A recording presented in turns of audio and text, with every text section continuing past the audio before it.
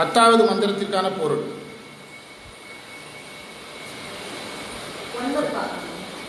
ஒன்பதாவது மந்திரத்திற்கான பொருள். திருவேட்களத்து இறைவன்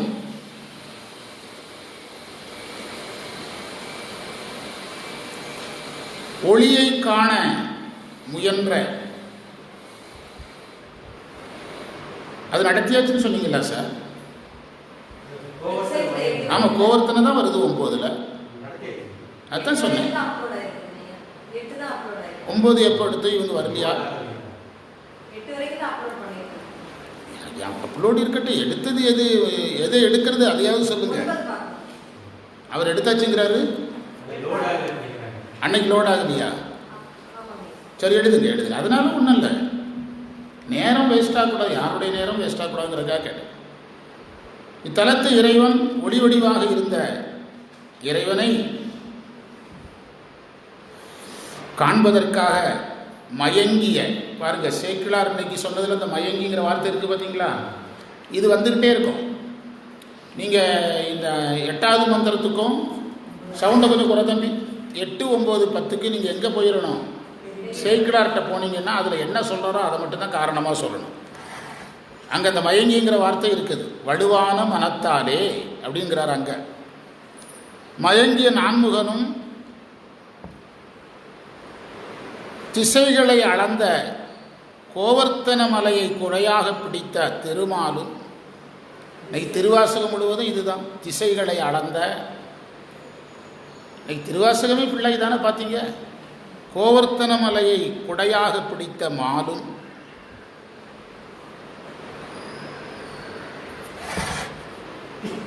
அடிமுடி காண முடியாமல் கைதொழுது நின்றார்கள்.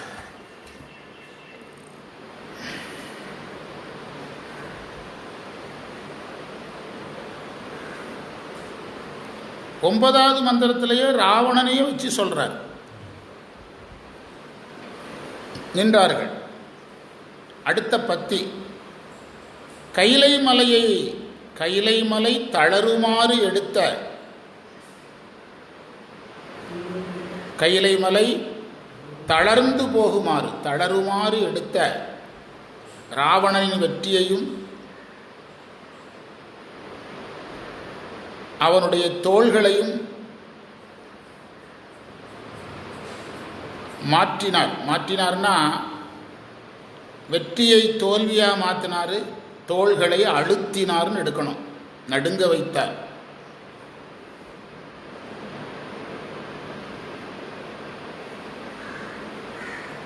தன் கால் விரலை ஊன்றி நடுங்க வைத்தார். என்ன சொல்லியிருக்கோங்கிறத திரும்ப சொல்கிறேன். திருவேட்களத்து இறைவன் 2 பேர் தேடினாங்க, அவங்க காண முடியாதபடி நின்னார். அதுக்கு திருமாலுக்கு அடைமொழி 8 திசைகளை அளந்தவர், கோவர்த்தன மலையை குடையாக பிடித்தவர். அடிமுடி காண முடியாமல் கடைசியில் கையை கும்பிட்டு நின்னாங்க. கைலை மலை தளரும். அடுத்து 2வது கான்செப்ட், ராவணனையே எதுக்குள்ளே வைக்கிறாரு? 9க்குள்ளே வைக்கிறார். கைலை மலை தளருமாறு அதை எடுத்த ராவணனுடைய வெற்றி போகுமாறும் அவனுடைய தோள்கள் அழுந்துமாறும் செய்தவர். ராவணனை அழுத்துவதற்கு அவர் பயன்படுத்திய கருவி என்னது? கால் விரலை ஊன்றிய அளவிலேயே அவன் அழுத்தப்பட்டான். மந்திரத்தை படிக்கிறேன். திருவொளி காணியன காண பேதுருகின்ற, பேதுருதல்னா மயங்குதல், திசைமுகனும் திசை மேல் அளந்த கருவறை ஏந்திய, கருவறைனா கருப்பு மலை.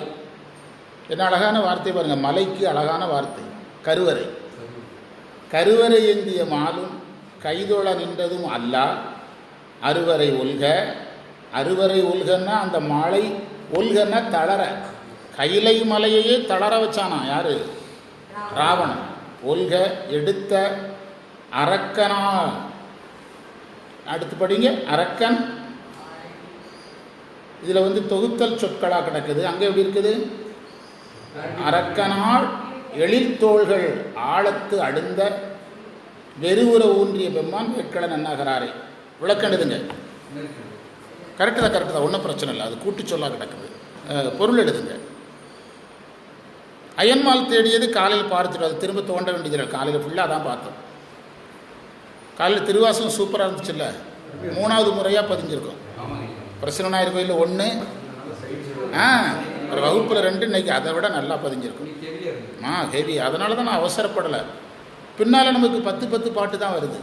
மீறிச்சுதுன்னா அந்த அம்மாக்கிட்ட ஒரு தடவை சொல்லிவிட்டு ஒரு ஸ்பெஷல் கிளாஸ் கூட நம்ம செலவில் போட்டுக்கிடும். சரியா? நம்ம ஒரு ஸ்பெஷல் கிளாஸ் கூட போட்டுக்கிடும். அது காலையில் படிச்சுட்டோம், அது திரும்ப தேட வேண்டியதில்லை. அதுக்கு அந்த சேக்கிழார் பாட்டு ஒன்று சொல்லியிருக்கிறோம். எனது தொழுவார்க்கு அருடுவது அப்படிங்கிற பாட்டை எடுத்திங்கன்னா பொருள் சொல்லி. இதில் முருகானந்த் சார் பேசுகிறீங்களா? நீங்களும் பேசணும். சோமவாரப்பட்டியில் 5-6 பேர் நம்மளால் உள்ள இறக்குறோம். சரியா? ஒரு விஷயங்க, நான் எனக்கு உறுதியாக தெரிஞ்ச செய்தியை சொல்கிறேன். வகுப்பு அட்டன் பண்ணால் தான் கிளாரிட்டி வரும். யார் வேணாலும் பேசலாம். வகுப்பு அட்டன் பண்ணால் தான் கிளாரிட்டி வரும். புரியுதா? அது நீங்கள் எதில் தான் இருக்குது, நீங்கள் ஜெயிக்கிறது எதில் தான் இருக்குது? வகுப்பு அட்டன் பண்ணுறதுல தான் இருக்குது. அவங்களுக்கு அறியாமலே இந்த கிளாரிட்டி வந்துடும்.